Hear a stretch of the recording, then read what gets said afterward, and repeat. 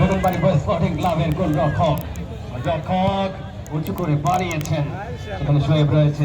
দেখা যাক, এটা হয়েছে পাল্টা আক্রমণে 15 নম্বর জার্সি পরে খেলোয়াড় বেগুনবাড়ি বয়েজ স্পোর্টিং ক্লাবের অপূর্ব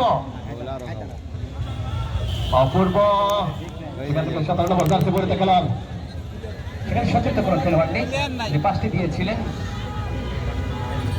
সেখান থেকে পাল্টা আক্রমণে খোকন ময়মনসিংহের কৃতি সন্তান, খোকন ময়মনসিংহ জালাঙ্গালের হয়ে খেলে থাকেন। খোকনের নিয়ন্ত্রণ, সেখান থেকে মাহবুব 15 নম্বর জার্সি পরে খেলোয়াড়। আক্রমণে যাওয়ার প্রচেষ্টা এবং পাশে রাখার বাইরে। আজকের খেলার সম্মানিত পরিচালক জনাব মিজানুর রহমান পাপি দক্ষতার সাথে খেলাটি পরিচালনা করছেন।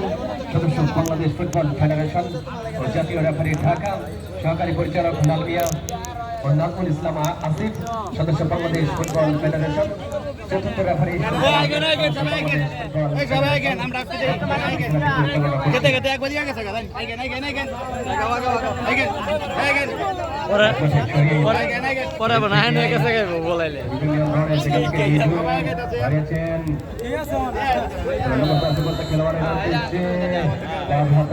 যে বাধাটি দিয়েছেন সেটি কিন্তু অবৈধ, সংগত কারণে এখান থেকে পাবে বাংলাদেশ ফুটবল একাডেমি জামালপুর।